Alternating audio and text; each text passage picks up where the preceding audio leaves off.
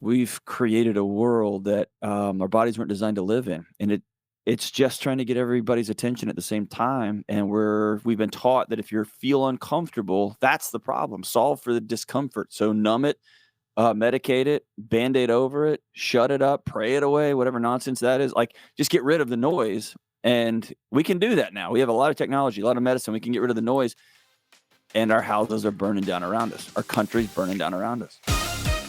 Welcome to the Hope in Real Life podcast with Jason Gore. Our team is passionate and committed to bringing you more hope in the everyday, real areas of your life. If this conversation and content is valuable for you, please do us a favor. Like, subscribe, and even share. You never know how valuable it could be to share a little bit of hope with someone else. Let's get the conversation started. Well, welcome, Hope in Real Life family. We have a treat here with us today. This week, we are talking about how to build a non-anxious life. And we have a very special guest here with us, this gentleman, and he'll probably laugh at the fact that I said gentleman. He has 2 PhDs. He is the host of the Dr. John Delony Show, co-host of the Ramsey Show, has written a book recently called Building a Non-Anxious Life, #1 national best-selling book. I'm telling you, the book has been valuable for me in my life personally. Welcome to the show, Dr. John Delony. Dude, what's up, Jason? Thanks for opening your house up, man. Yeah, absolutely. Listen, we'll jump right in. We had a little bit of time to talk before we even got started. Who knows where this podcast is going to go given our similar interests, but we'll start out at least on topic. And so we're talking about how to build a non-anxious life. We know that anxiety right now is just running rapid in our world. Let's just start with a real simple question to a subject matter expert. What is anxiety? Man, anxiety is simply a smoke detector in your kitchen telling you that something's probably on fire. And I wish it was more complicated than that. I can throw all kinds of different analogies. It's the beeping in your car when your seatbelt's undone. It's the gas gauge. It's just an alarm system that God designed inside of our bodies to let us know that, hey, your body has detected something in the environment that's not safe. Yeah, I love in your book how you're really clear to highlight and you say it over and over again. Hey, anxiety isn't the problem. Not the problem, yeah. It's just here to let us know that something else is going on. Maybe, could you just talk for a moment, maybe just about your personal experience in life with anxiety? Oh, yeah, dude, it buried me, man. And I'm a 200 pounds, 6'2" Texan, man. And my dad was a homicide detective and a SWAT hostage negotiator. We don't get those things. And, As I looked at the roots of it all, my dad was, like I said, he was a homicide detective, and then he quit halfway through my childhood to become it was before this was an actual job, but he was one of the pioneers of youth ministry, and he became a youth pastor at the time at a church, about 1,000 members. At the time was huge. Now that's a good entry point to a church, right? But and I remember there was just seasons we didn't have enough money for groceries, man. And we had one car that my parents shared. We didn't have a lot. And I remember at a young age, I remember thinking, if this is what the public thinks of public servants, I'm out. Yeah. I'm going to go get security. I'm going to stop this tension that's always in my home, financial tension, relationship tension. I'm going to go make some money and get a bunch of titles. And I went and did it, man. I went and got it and knocked it out. And I was working at a university. And at the university, I had 3 different jobs there. And everything about my identity was I was the guy that would say yes to everything. Sunday school, I'm in. So, hey, I need someone to lead the college ministry. I'm in. Hey, can somebody take over this other department? That leader just transitioned out. I'm in. I'll take that too. I was associate dean. I was a professor. I was part of a think tank and I was leading this. And then my body just said, hey, I quit. I'm out. Yeah. And I was also 24/7. I was in hospitals dealing with kids' trauma and calling parents and telling them their kids had passed away. It was just the job. And my body just said, I'm out. I've been trying to get your attention for years and you're not listening. And so I quit. And I didn't have a psychology for that. Yeah. Our stories are kind of similar in that. So my introduction to anxiety, and our listeners know some of this. I mean, I wrestled my whole life, wrestled through college, came out of school, and even in my family, like I was the guy. Like if someone needed something, if there were pressures that needed to be dealt with, if there was conflict that needed to be dealt with, that was me. Ended up in ministry. And about 4 years ago, I was serving as the executive pastor here at Hope. and our founding pastor who had started the church about 25 years prior at the time, 26, and he just wasn't in a healthy place. He was pretty open about that. Was going on sabbatical. The plan was to go on sabbatical at Christmas, come back at Easter. And I remember, so we kind of take the week off after Christmas leading into New Year. And then I remember my first day back in the office that day. And I'll bet by lunchtime, 6 different people had come by my office and said, "Hey, what are you going to do if he doesn't come back?" And I was like, "What? What do you mean if he doesn't come back? Of course he's going to come back. I mean, look, and you know what? Even if he doesn't, we learn all the right things to say. I was like, even if he doesn't come back, I mean, God loves this church more than we do. He's got a plan. He's going to, and so the same thing happened throughout the day. I got home that evening, and at the time, I believe my oldest son was 12, and he came to me and said, "Hey, Dad, what do you think about going for a jog together?"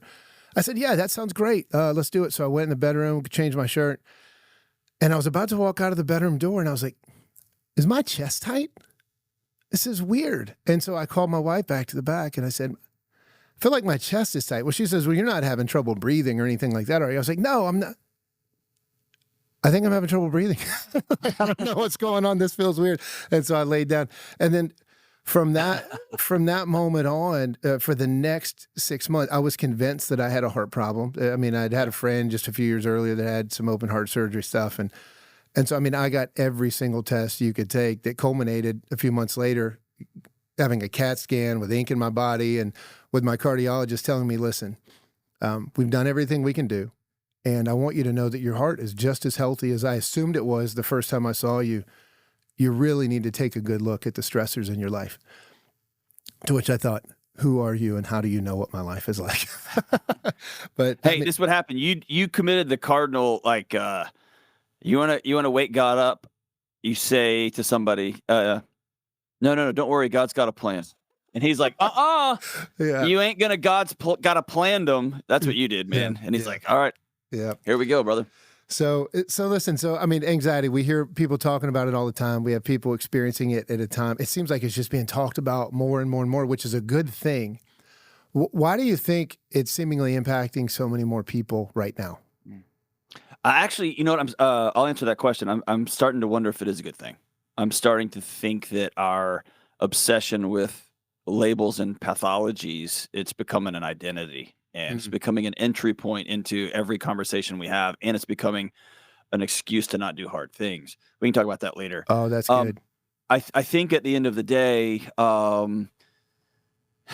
we created a world that our bodies weren't designed to live in, that just don't honor creation, don't honor limitation, don't honor a healthy way to exist. And I don't believe, I'm not one of these like guys with 12 YouTube followers who does a show out of a trunk of a car. I don't think this is all nefarious. I don't think we're that smart. I think we all, technology moved real fast. And I think we all really loved the advancements in problem solving, right? Like food and water. You can just touch a button on your phone and food will show up right where you're sitting. That's Yeah. never happened in human history. Right. That's amazing. And our body's designed to do really hard, stressful things for a while, carry hard things over long periods of time, chase things down. We're not designed, our bodies aren't designed to eat apples every day. It's designed to eat apples once for a few weeks every year. And Yeah. it's amazing that we can have an apple every day. And our body's like, whoa, that's a lot of sugar and fiber, guys. Yeah. So all that to say is, I think in pursuing comfort, I love air conditioning. I love leather seats in a car. We've created a world that our bodies weren't designed to live in. And it's just trying to get everybody's attention at the same time. And we've been taught that if you feel uncomfortable, that's the problem. Solve for the discomfort. So numb it, medicate it, Band-Aid over it, shut it up, pray it away, whatever nonsense that is. Like, just get rid of the noise. And we can do that now. We have a lot of technology, a lot of medicine. We can get rid of the noise. And our houses are burning down around us. Our country's burning down around us. So say there is a listener out there that maybe their story is similar to what you said. My body's shutting down. Or maybe it's like me, like, what's going on? What's this tension? What is this panic that I'm feeling? What's this anxiety that I'm feeling? What would you recommend as a next step? I mean, even in light of what you just said, I mean, what would be steps someone should take to try to figure out how to cope, how to deal, how to engage? Often people are a little bit disoriented when I sit down with them one-on-one in person, because I usually will smile real big and I'll tell them, hey, your body's working perfectly. And that's a disorient, like, what? It's like, no, your body's working perfectly. We'll just use you, for example. Imagine for a minute, the God of the cosmos goes, Jason, I picked you to lead all these families and people. You do HR stuff, and you're going to get all the emails when the toilet on floor 3 doesn't work. Also, you got to keep your marriage together and your kids, stay in shape, and you should start a podcast too. Of course, your body's going to go, hey, right? It's working perfectly. Right. And so I think I want most people to exhale and not sprint in the kitchen to shut the alarm off, but instead exhale for a second and just look around and go, what's my body trying to protect me from? What's my body figuring out in the environment that's not safe? Is it my spouse? Is it my job? Is it my kid walks in the front door and slams the door and goes in their room, and I can brush it off and go, those kids. But dude, my guts know that my relationship with my kid is pretty fractured right now. Like it's a matter of asking your body. It's the old Ted Lasso, man. Be curious. Just be curious, and don't get angry. Just be curious. Yeah. Hope in Real Life family, I want to take a moment and let you know about a resource that we have for you for your own personal development, spiritual enrichment, and really a way for you to find a bit more hope in real life. We have a tool for you called the Hope in Real Life app. It offers things like parenting tips, financial resources, marriage insights. If you're looking for it, there's even Bible reading plans in there. And there's a community where you can even share prayer requests and know that someone is praying for you for whatever it is that you have going on in your life. It's available right now in the Apple App Store or in Google Play. You can search Hope in Real Life in both stores, or you can use the download link that is in the show notes. Remember, tomorrow can be better than today, and hope is possible even in real life. So you wrote this book, Building a Non-Anxious Life, and you say in there that the reason why I'm writing this book is because I do believe there's hope on the other side of whatever it is, or even in the midst of it. Can you just tell us just a little bit more about what your hope was for in writing this book, and and again, which I appreciate what you said before we got on, like, hey, I'm not selling anything, but yeah. I mean, I think it's a valuable resource. What was the heart behind, what was your intention behind writing the book to begin with? Well, I've spent 20 years working as a dean of students and a professor, and most of those years I spent working with kids with learning exceptionalities, kids that needed extra time, that had OCD, that had ADHD, had autism, had all sorts of different challenges. And then I would work with students who had all sorts of struggles, and then the family started circling. And here's what became very clear over the last 10 or 15 years, very different than my first 5 years, is this increasing, it's a cloud that's hanging over us culturally. And it's a cloud of disempowerment, a cloud of, this happened to you, this is all you will ever be. Or you did this thing, this is all you're ever going to be.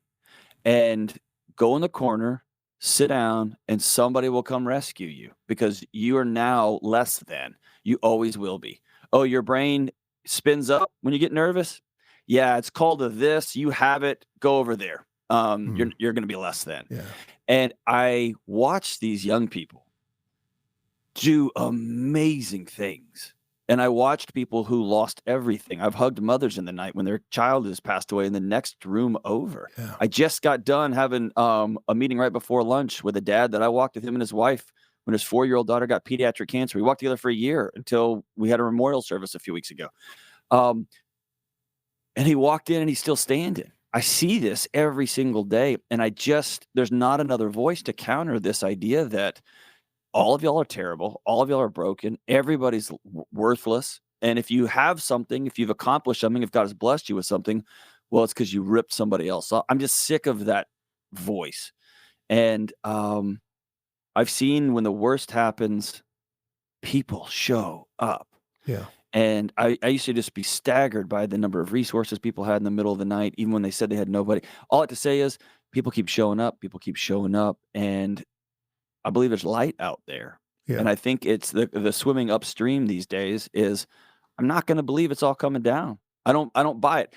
The kingdom of God is never in trouble. Yeah. My system might be, my dream for my church might be, my whatever, my political party might be.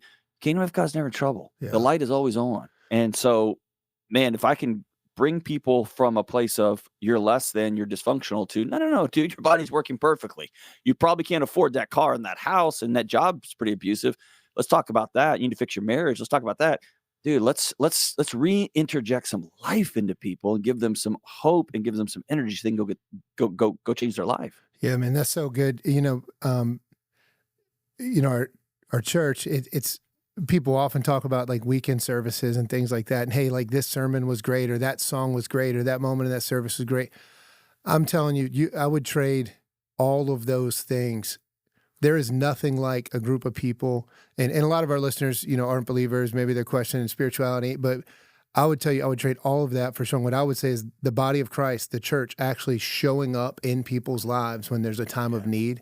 I mean, that's when okay, no, there actually is hope in this world. There's people that are following after Jesus. They're following after something bigger themselves, and they actually want to bring hope. Man, that's more powerful than any weekend service that anybody's ever going to see or experience. Well, I don't know if I put this in the book or not.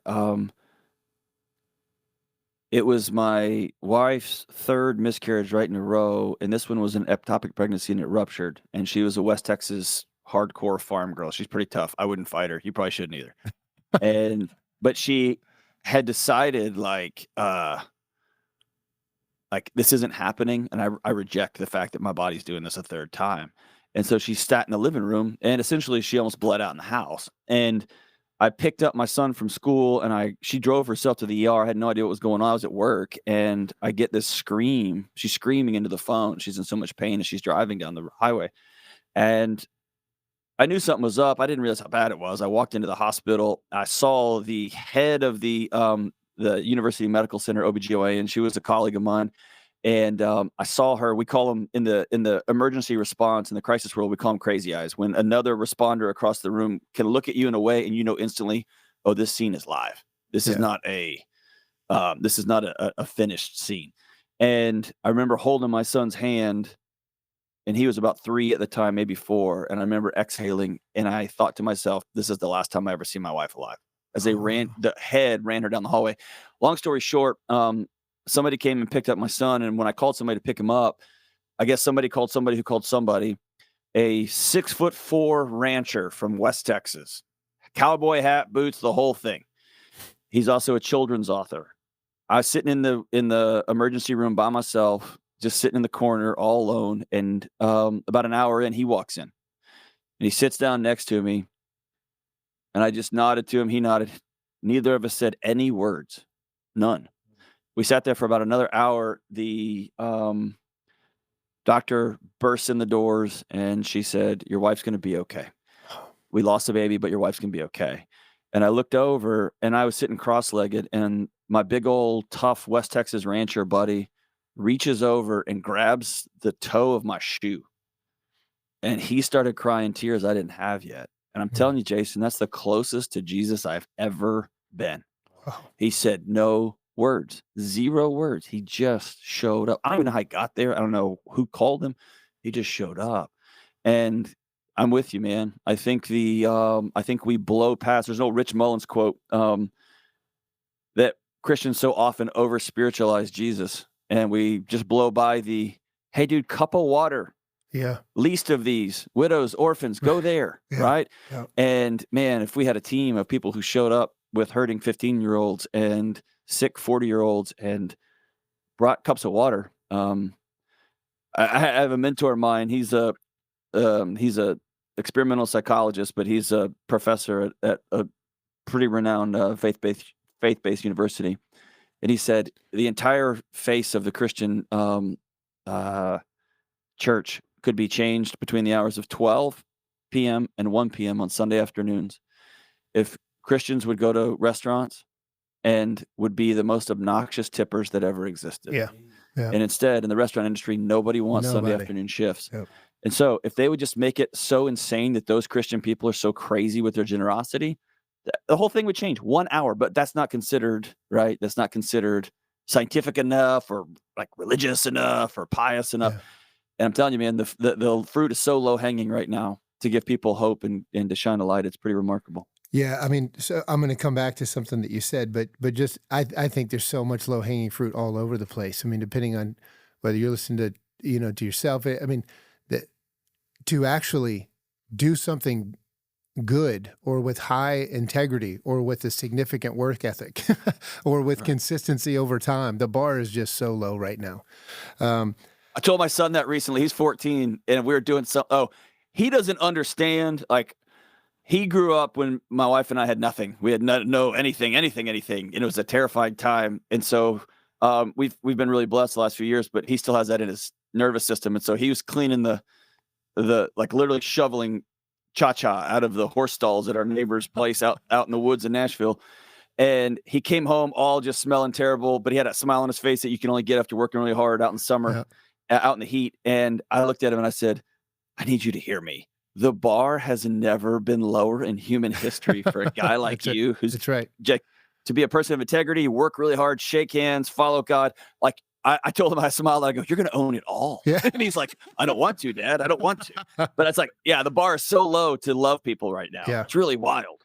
Hope in Real Life family, I want to pause for a moment and let you know about an opportunity that I believe can help you find a bit more hope in everyday life. Listen, I know a lot of our viewers probably aren't a part of a church, or maybe you gave up on the church a long time ago. And believe me, possibly for good reason. I understand. But I don't want you to miss out on the hope that you can actually experience by journeying alongside of a group of people that really are seeking God's best for their lives. If you are the least bit curious, we try to make this as simple for you as we possibly can. Wherever it is that you digest digital content, podcasts, you can go to the podcast store. You can check it out on YouTube and just search Hope Community Church. You'll be able to find our messages there and check those out. Or if you actually want to tune in during a service time, you can go to gethope.tv at 4:15 or 6 p.m. Eastern Standard Time, or you can tune in at 9:30 or 11:15 a.m. Eastern Standard Time. Again, that's at gethope.tv. We hope that you'll take a chance with us and experience what it is God has for you in your life. You're going to find practical messages that will help you find hope in the everyday moments of your life. Hope you'll check it out. I'm going to go back to what you were saying about he didn't say a thing. It's ironic you mentioned, so I was earlier this morning, I was reading through Exodus, and I was hit by something that had never hit me before. As we all do on a good Wednesday morning. Oh, no. So me too. No. My kids and I, listen, my kids and I and my wife, we've committed to this read through the Bible in a year plan. We've never done this before. And please don't hear, because I'm just as a heads up, I'm the one in the family who's like catching up regularly. So I'm the one who's behind. But I was going back and looking at some notes, but I was struck in Exodus 17, there's this passage where the Israelites, they're kind of drawn out into battle. And you've got Moses, who's like, he's the leader of the whole people, right? So he's like, of course, he's important. And then you've got Joshua, who's like leading the army on the front lines. But in the story, for whatever reason, when Moses' hands are up in the air, the Israelite army is winning. But as he gets tired and his arms fall, they start losing.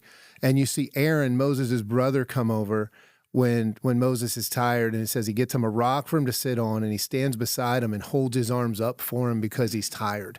And like, there's not a lot of superhero stories written about Aaron, about the people that just come along and help and don't say a word. They just do what needs to be done, whether it's helping the leader or whether it's helping the person on the front lines.